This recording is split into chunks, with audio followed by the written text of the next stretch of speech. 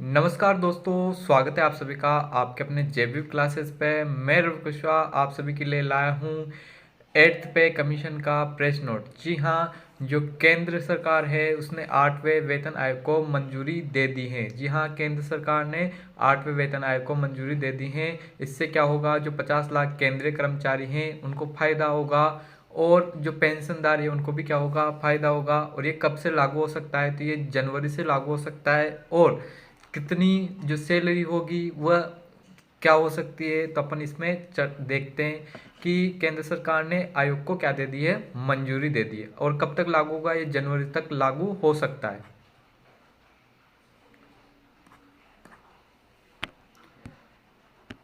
तो जो press note है उसको आप देख के कि जो केंद्रीय मंत्रिमंडल ने आठवें केंद्रीय वेतन आयोग के विचारार्थ विषयों को स्वीकृति दी है।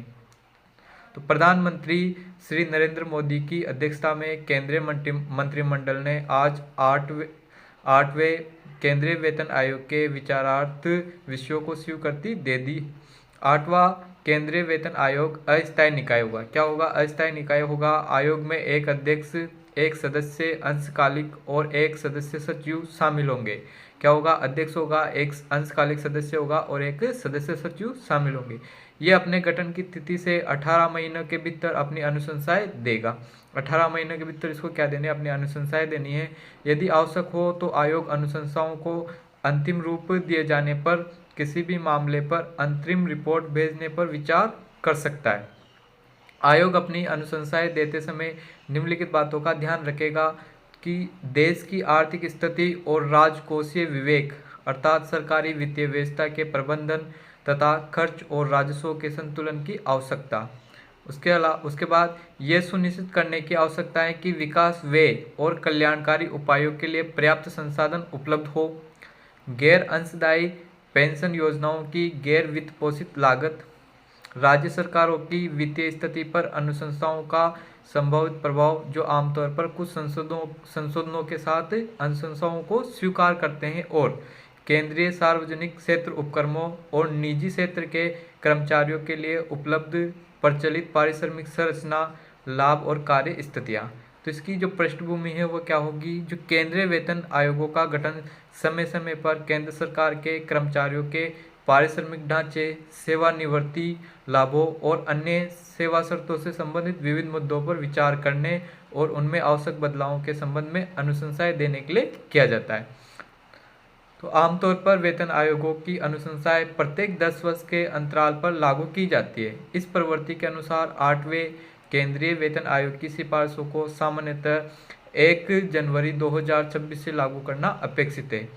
सरकार ने जनवरी 2025 में केंद्रीय वेतन आयोग के गठन की घोषणा की थी ताकि केंद्र सरकार के कर्मचारियों के वेतन और अन्य लाभों में बदलावों की जांच और उससे संबंधित अनुशंसा की जा सके। तो ये था केंद्र सरकार का 8वें वेतन आयोग पर विचारार्थ स्वीकृति।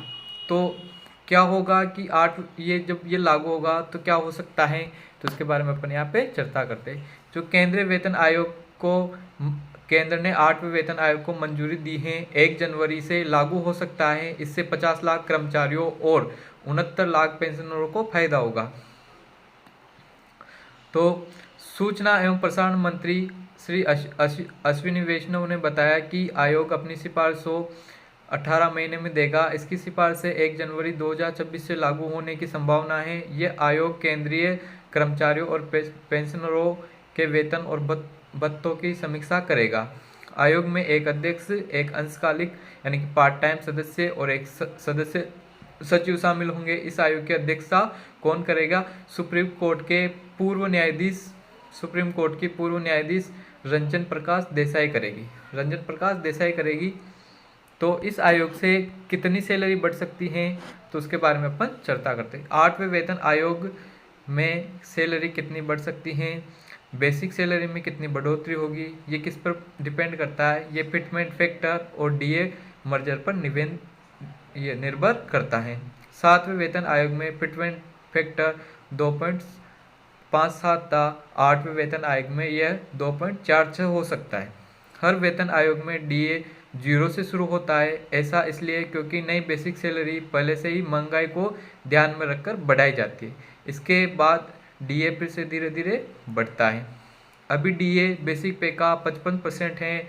डीए के हटने से total salary basic plus DA plus HR में बढ़ोतरी थोड़ी कम दिख सकती है, क्योंकि क्योंकि 55% डीए का हिस्सा हट जाएगा। तो उदाहरण के लिए मान लीजिए आप लेवल 6 पर हैं और 7वें वेतन आयोग के हिसाब से आपकी मौजूदा सैलरी ही 35 बेसिक पे है आपका 35,400, डीए 55% है तो इसका 19,470 और एचआर है 27% यानी कि 9,558। तो टोटल सैलरी होगी आपकी 64,428। लेकिन अब क्या होगा 8वें वेतन आयोग में, अगर फिटमेंट 2.46 लागू होता है तो नई सैलरी होगी, नई बेसिक पे होगी आपकी 35,400, यानी तो इससे 2.46 से मल्टीप्लाई करेंगे तो कितना आ जाएगा 87,084। और डी आपका जीरो रहेगा। एच आर आपका हो जाएगा इसका 27%, जो 87,084 उसका 27% ये हो जाएगा तो 23,513। और टोटल सैलरी हो जाएगी आपकी 1,10,597। ये हो सकती हैं। फिटमेंट फैक्टर क्या है, तो ये एक मल्टीप्लायर नंबर है जिसे मौजूदा बेसिक सैलरी से गुणा करके नई बेसिक सैलरी निकाली जाती है। वेतन आयोग इसे महंगाई और लिविंग कॉस्ट को ध्यान में रखकर तय करता है।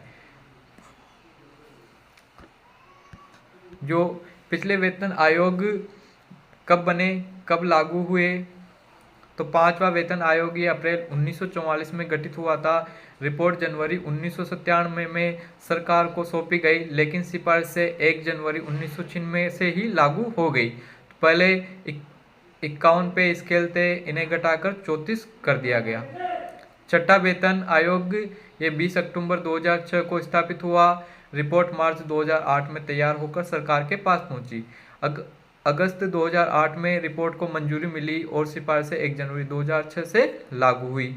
7वां वेतन आयोग फरवरी 2014 में बना और मार्च 2014 तक टर्म्स ऑफ रेफरेंस फाइनल हो गए। रिपोर्ट नवंबर 2015 में सौंपी गई। जून 2016 में सरकार ने अप्रूव किया और सिफारिशें 1 जनवरी 2016 से लागू हो गई। तो जो 8वां वेतन आयोग है तो इसके बारे में आपको जो जानकारी है वो अच्छी लगी हो तो वीडियो को लाइक करें, शेयर करें और चैनल पर नए हो तो चैनल को सब्सक्राइब जरूर करें।